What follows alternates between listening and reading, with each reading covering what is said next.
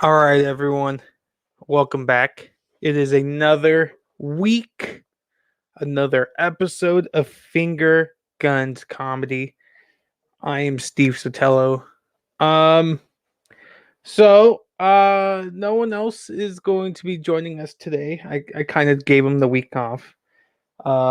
Mostly because we're gonna be trying something new. And I wanted to, talk to my friends at home. Or if you're in your car driving somewhere or wherever you're listening to this, or if you're watching this wherever, that's cool. Um, so we've been doing this podcast. Ooh, you know what? It sounds like I'm like a dad about to tell his kid that the parents are getting divorced. The group's not splitting up at all. We're fine. What I was gonna say is, uh, this show when we first started it in 2017 was something completely different than what it is now. Um, and the reason why is because sometimes we get bored of certain ways of doing the show, or we're just looking at. I'm gonna take off my glasses. The ring light is all up in my grill. Um, so yeah, when we first started doing the podcast, it was a collection of small podcasts, kind of like sketches, and then we moved into doing some hot takes, and that was super fun. That was super fun. Uh, and then we moved into doing news stuff back when uh, that towards the beginning of the pandemic with the George Floyd stuff, and we thought it was important to be speaking on the news and stuff like that. And that was, it's still important today, and that's why fake news exists in the way that does, and that's Adam's passion project. Big ups to him. But since that time, we've been trying to figure out what direction do we want to take Finger Guns comedy in. And so it's been a very fun time. It's been a blast figuring that out, and I'm excited to announce that next week we're gonna be doing a new format, um, in which kind of like the last week where we did Munchie Madness. We're going to be doing a lot of tournament stuff, just so we can figure out what we like or what we think our favorite things are. Um, and that I think is going to be super fun. Like I'm very excited for it, mostly because I like debates. I like talking shit to one another, and I think that this group more importantly, and that's why I liked being on here by myself. Because imagine if Edward was here, and then he's like, "Oh, that's dumb, bro," or whatever he says. Um, Now it's just like I could talk to my friends at home, or in your car, or wherever you're listening to it, or watching the show live. Um, so I'm excited for this next chapter of how we start delivering content to our listeners. Um, and I'm glad to have gotten that out of the way off the bat. And then 4 minutes in too, which is I like to ramble a lot. Um, and I really was thinking that this was going to be like a 20-minute talk, but it's not. It's just now. But that doesn't mean I can't not ramble about other things. And I'm gonna, because I'm on here by myself, and that's kind of exciting. And I promise it's still gonna be funny. I really do. I really believe in myself and being able to deliver important stuff, or funny stuff. Um, and so that's what I'm doing now. Uh, it's been a very long week. I just went back to work, and that wasn't fun. Uh, and Amelia, me and Amelia, we worked together, and we both decided that that was not a fun weekend. And that's why I was like, Amelia, take the day off, because she works harder than I do. I'm just the charm of our job. Um, I watched something that. All right, so this is where this is the moment that I sit you guys down, kind of like a dad talking to their kid about divorce. Um, I recently was scrolling through my Disney Plus, and I saw something that I think we need to talk about because it's a larger discussion. You guys ever seen the movie Jack? With Robin Williams. It's a star-studded cast. If you guys don't know, it's from like 1995, 1996, and it is Robin Williams, Diane Lane, Fran Drescher, pre-canceled Bill Cosby, and J Lo. J Lo's in this too. You think, man, this is gonna be good. It's directed by Francis Ford Coppola, the guy who wrote and directed the Godfather series. And so you already think, yeah, this is going to be money. This is going to be great. And I grew up watching this film. I grew up watching this film because I was a VHS kid and I didn't go outside. So I was just watching the same movies like throughout the summer. Um, and I didn't realize how awful that film is until I watched it on my Disney Plus. So if you guys have your Disney Plus, make sure you go watch it. And you'll understand what I'm talking about. The simple premise is that Robin Williams is 10 years old, but he ages a lot quicker than everyone else. Like he 4 times as quick. So when he's 10 years old, he looks 40, and that's why it's Robin Williams in 1996. Um, and I get it. I get it because there's like a huge thing you could talk about there, like the value of life, and they were discussing that. But you know where they fuck up, and this is really something that I really want to talk to you guys about. They and it's the same problem that when you think that like you're going to get an Oscar for a role, but it just doesn't go over. It doesn't get over with everyone because it's fucking weird. It's so fucking weird. So it's Robin Williams playing a 10-year-old. And so here's the problem is that as like a grown man, and what you think 10 years is a lot different than what 10-year-olds think 10 years is. So the first scene that happens, Robin Williams, like he falls. At 10 years old, I remember I fell and I would get up, have a cut, be like fucking bummed, and then clean myself up, get a band-aid, and boom, on my way. And I don't think I was mature. I don't think I was mature at all. But what's Robin Williams' take on it? And maybe this is in due of the writing. He immediately starts crying. He has a boo-boo. He's 10 years old. He's double digits. You stop that shit at like 7. But he had the boo-boo. And Bill Cosby had to come and help like take care of him. And also Diane Lane, super hot in this. But that's beyond the case because the dad's also hot. Hot family, have a kid they're older than them, looks older than them. And then the kids who are 10 years old are scared of him because as you should be, because there's people now who would try to do that shit too, and we have to worry about those people. But they look at him and they're like, yeah, he's a monster or whatever, because it makes sense when you're 10 years old in 1996. But eventually Robin Williams, because in this entire time he is getting taught at his house because his parents don't want him to go out. But then they're like, it's time for him to go out. So he starts going to school. He goes to elementary school. He goes to the same class that all the other kids that called him a freak are in. And like maybe it's because that he was like in the house all his life that he doesn't know how to interact or behave like a 10-year-old. Maybe that's the point, but it did not translate until I'm speaking it out right now. So it definitely looked like someone who's overcompensating. So like Robin Williams doesn't know how to act like 10 exact, but he knows how to act 10 like in like a cartoon. So he acts like that. And it's like uncomfortable. It's incredibly uncomfortable.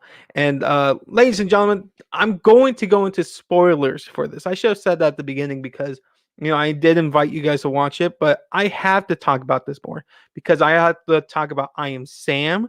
I have to talk about Tiptoes. I have to talk about what's that other one? Shit. Welcome to Marwin. Um and I have to get to my point before I let you go. This will be a shorter episode because it's just me. And as much as I like to talk, I'm not going to talk that much. Uh, so spoiler alert on Jack. He has a thing for J Lo, who's his teacher, and I get it because I'm 29, but I was watching it and I was like, J Lo's super hot. It's J Lo. She's hot now, and she's like 50, but then she was like, like I think I'm older than her now than what she was at that time. Um, so that's fine. But it's not fine? Robin Williams, who's 40 years old, uh, acting 10, trying to get at his teacher, and then fucking goes for the kiss, and then she's like, "Hey, back the fuck up, because this is super weird." And then he like states it too, because that's one of the problems with this film is that like the type of person you were when you were in elementary school, and you might have had crushes on the kids in your school. And as soon as I started watching this film again, I haven't seen it in like 20 years. I immediately thought about like, oh, what does he do about like crushes? What does someone who lives this life, like if you were Jack in real life, what kind of life do you live when you have crushes? Because that's so problematic. And don't even make this a film now.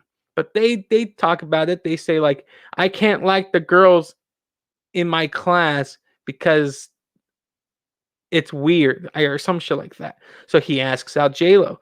And that's where I'm like, okay, yeah, I get that. And thank you for writing that instead of him having a crush on one of the girls in his class, because that'd be fucking weird. And that is problematic. And it's 2021. And that shit aged like milk. Um, but then J-Lo's like, nah. And then he has a heart attack. He has a heart attack because of that. And he can't deal with life now. He's like trying to figure out, like, man, a fucking heartbreak literally gave me a heart attack. And so, like, his parents are like, nah, we gotta keep him back in the hole, like the basement of of their house.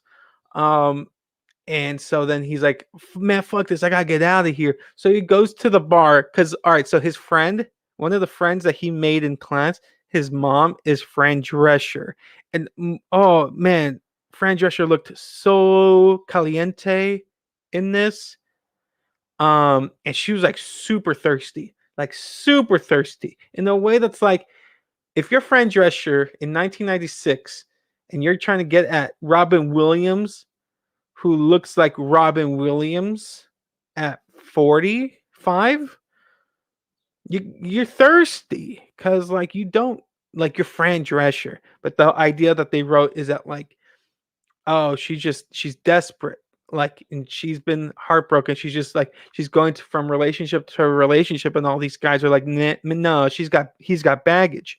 But she goes after Robin Williams because Robin Williams acts like the principal because the kid is a bad kid.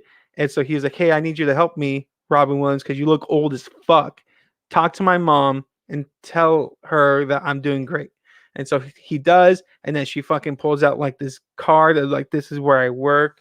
Like, he writes down her number, like her house number, because it's 1996. And then he takes it and then he has it after his heart attack. And then he's like, okay, I'm going to go there. So he goes there and uh, he's like dancing with, he sees a friend there. And she's like, "Oh fuck, you're here." And he's like, "Yeah, I'm here."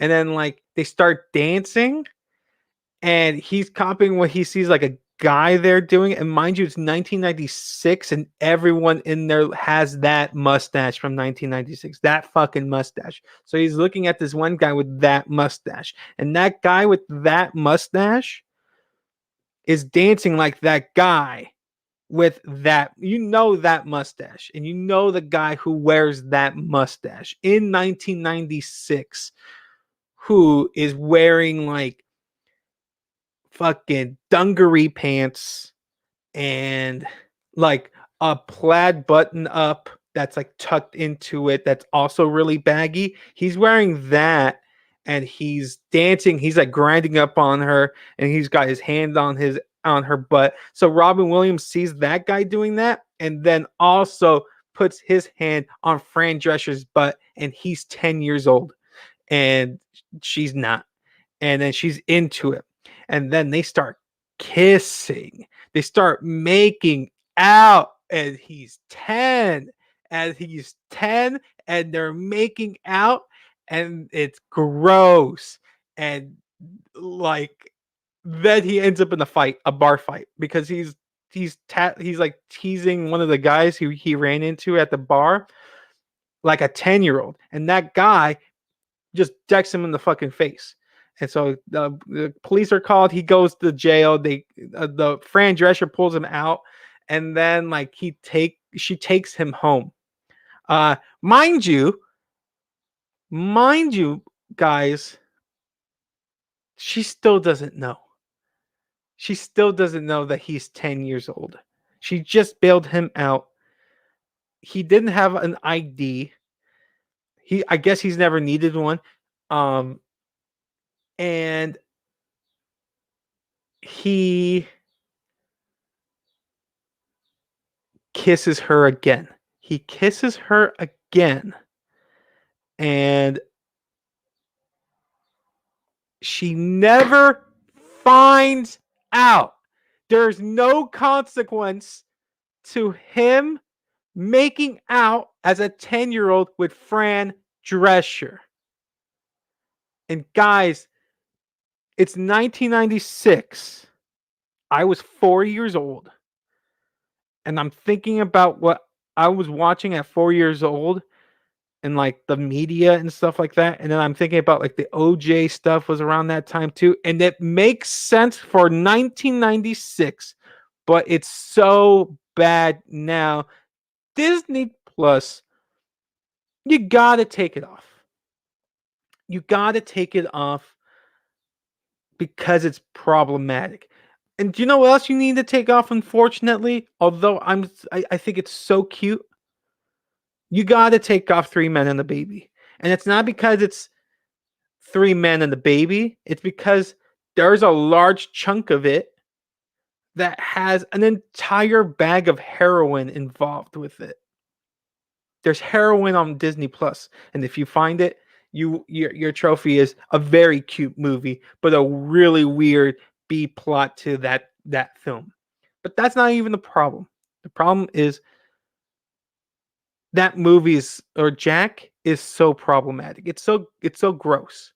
Um, and she never finds out. She probably finds out eventually, because at the end, um, she's there with like a new man.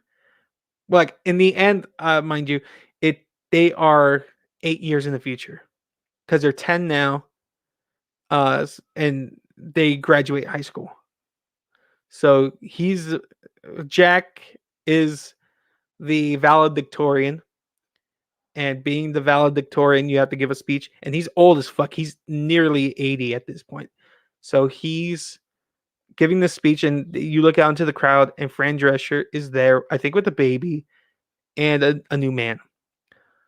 So at some point, she has to have known. And I'm going to throw this out to you guys. I want you guys to think about this. If you are that woman who made out with a man who looks like Robin Williams, so that's already the first part. And then you find out he's 10 years old. how how many showers do you take? How many mouthwashes are enough to wash away the gross that you have? Um, at the same time, hey, I'm a police officer and I'm just doing my route, and I see a 40-year-old man hanging out with a group of 10-year-old boys, and I just think that's fine. Um, he gets the amount of playboys he gets in this film is more than I have had to buy myself. Um, well, I mean, granted, I'm also, I turned 18 in 2010, so like do they even exist? They do exist because I just saw them when I was grabbing beer for me and Adam. We hung out uh, a week ago. Um, but so they exist, but he bought some. He bought a bunch for his friends, the 10-year-olds, because he can. And thank God he never bought booze. That was one thing I feel like they like really towed the line. They're like, how far can we go into this film? And I promise you this: if it was 1986, they could go that far. But they were like, no, we gotta be woke-ish in 1996. And then they stopped at nudie mags for the boys. Uh, and then uh, yeah, that's fucked. But the problem I have is more than just that. Because you can feel with that cast, you can feel with that director, and with that plot that was supposed to be the first film that gets Robin Williams that Oscar. This was an Oscar engine. You could tell because like if I'm Robin Williams, I'm not signing up for that film without thinking that I'm gonna get an Oscar. Same thing with Diane Lane. You guys got better shit to do. Bill Cosby, I think that might have been in his lane. JLo was just starting up, but she had also, I think she had just done Selena, so she could have done literally anything. Um, so I don't know if she was like, oh man, could I get an Oscar for literally 14 lines of dialogue? And the answer is no, JLo. You can't get it. Robin Williams can't get it. Diane Lane can't get it, and she put out so much emotion. She had so much emotion, but yet she didn't get it. Hot Husband, I don't even know his name, but Hot Husband was he didn't even get an MTV Movie Award, and that's how you know this shit was bad. Um, but ultimately, the Oscars just happened, right? So the Oscars just happened.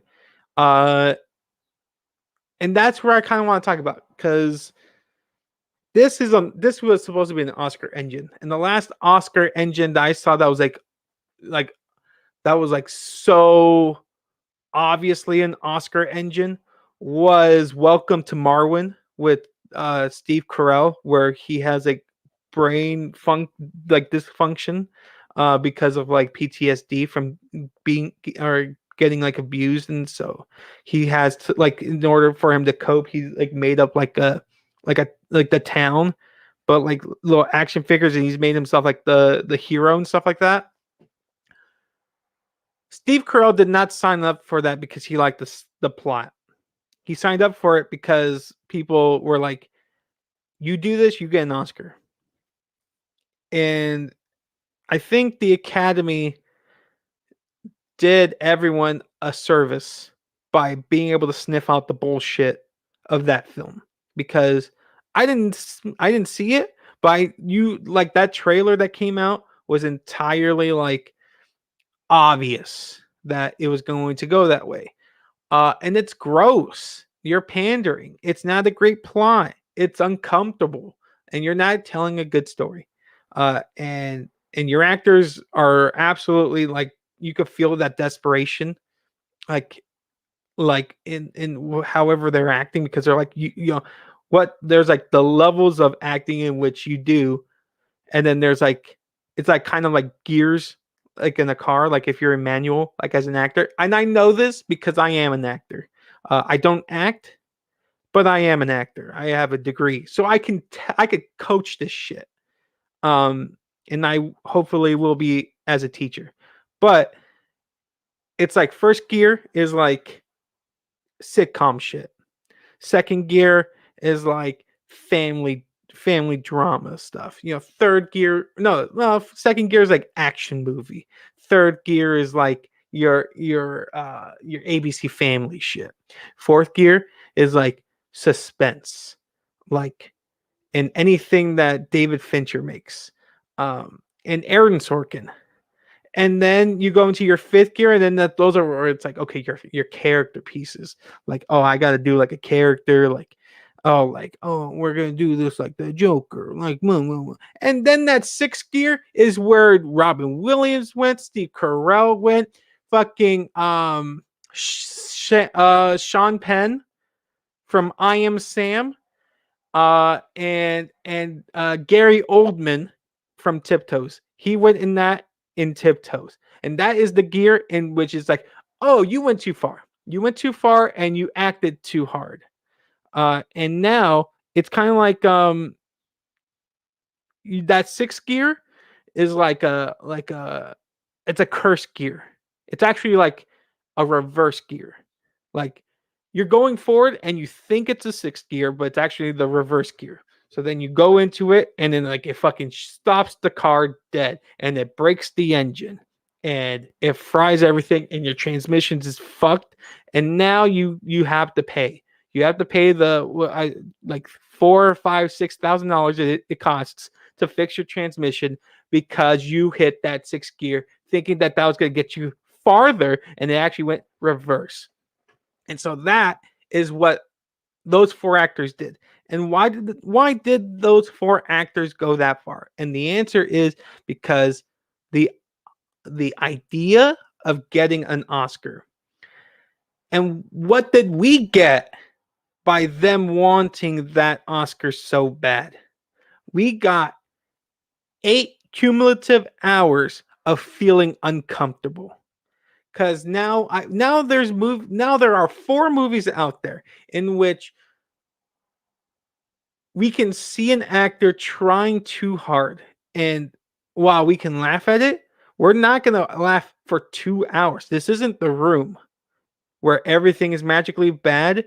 These are movies in which there's enough money to be put into them that make us go, this is super uncomfortable.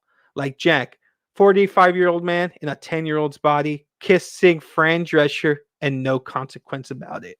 Then we get I Am Sam, who, it's 2001. It's 2001.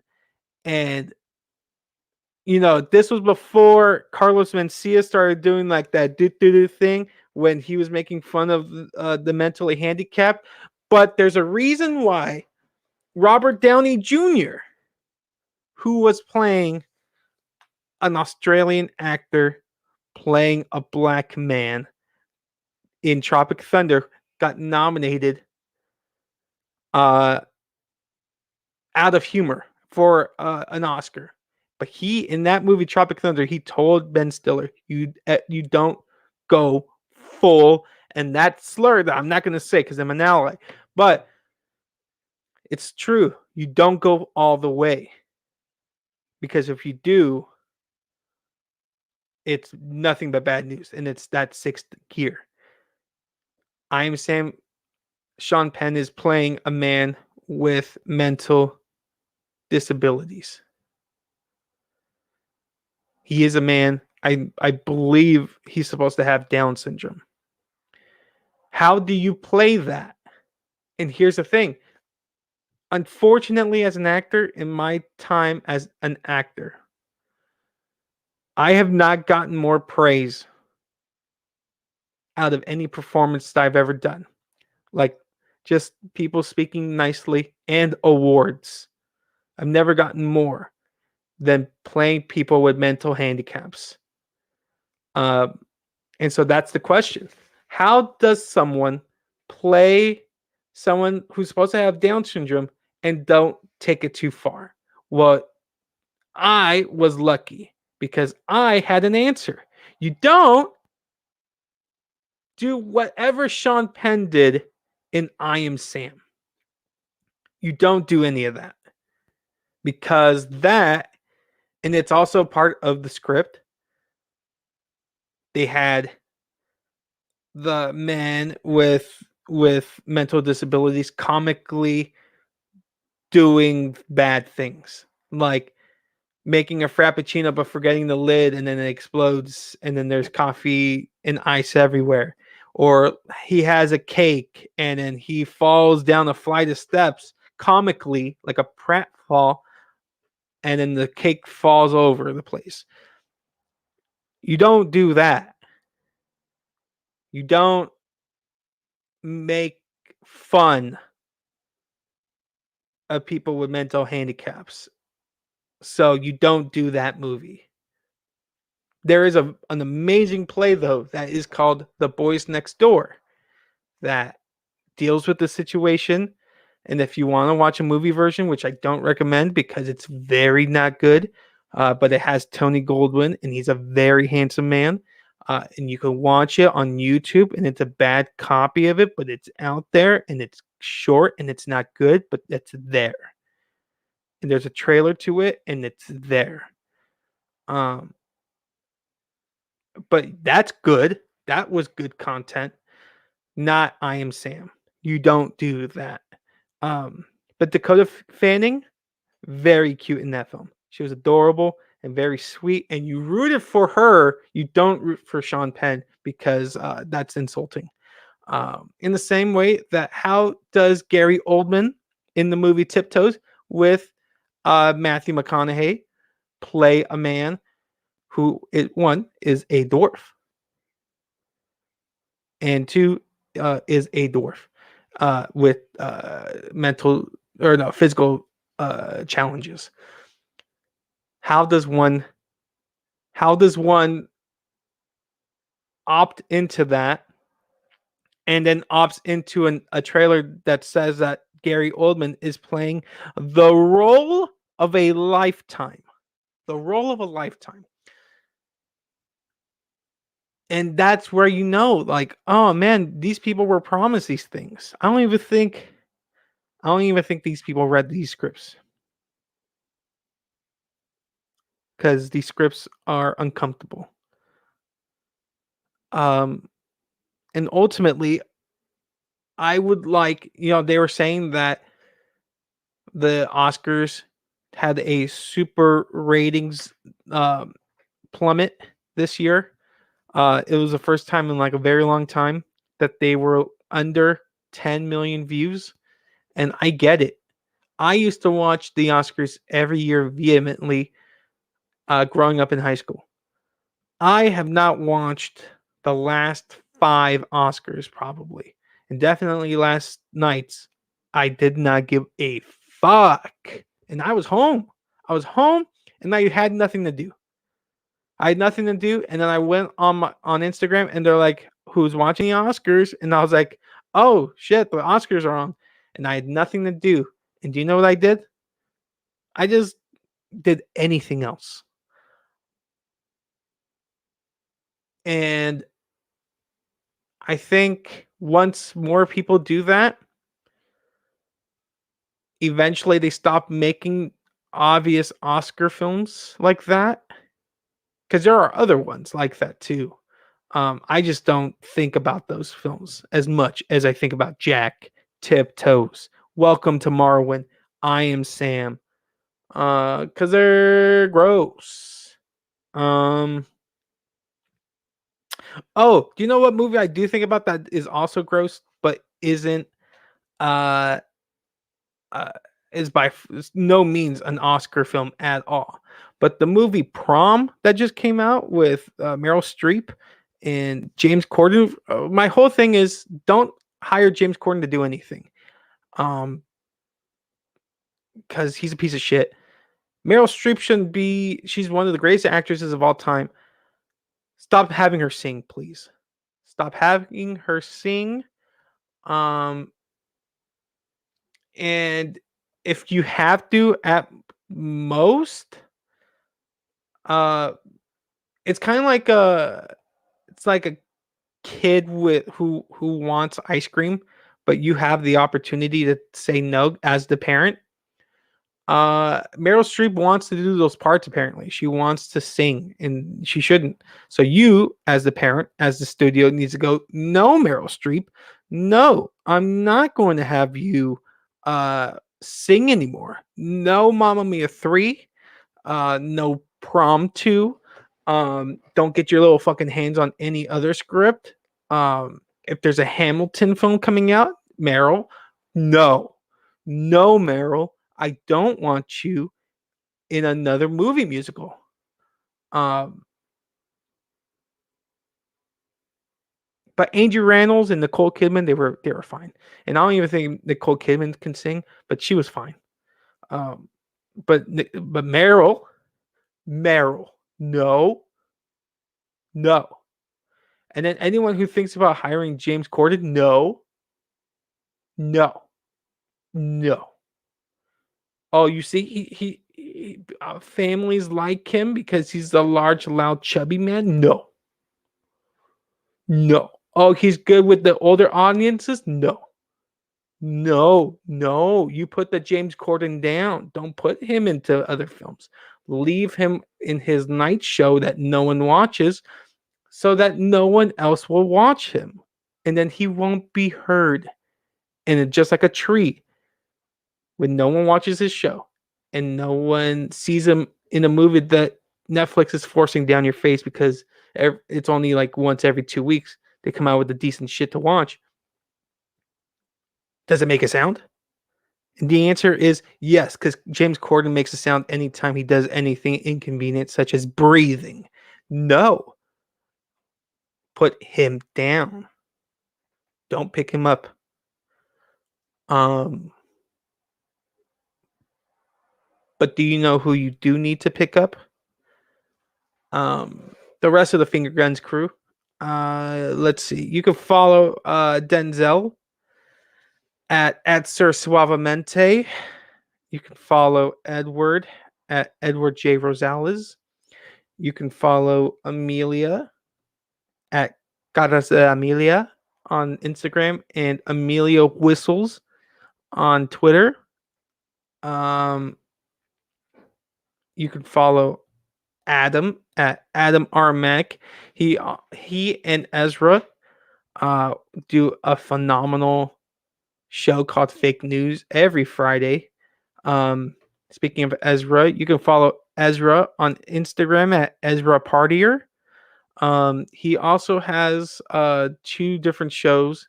One is called Apocalypse Tips with Lester Pips. So you can follow him there at Lester Pips. And then the fake news on Instagram, you can follow that at fake news underscore comedy. You can follow me at Steve underscore Sotelo. And you can follow us at Finger Guns, or the Finger Guns Comedy Instagram, or and on Twitter and on the Twitch at Go Finger Guns. Guys, this was a very fun little conversation I was able to have with you guys. Uh, it went longer than I expected. I am excited for what our next few episodes are going to be.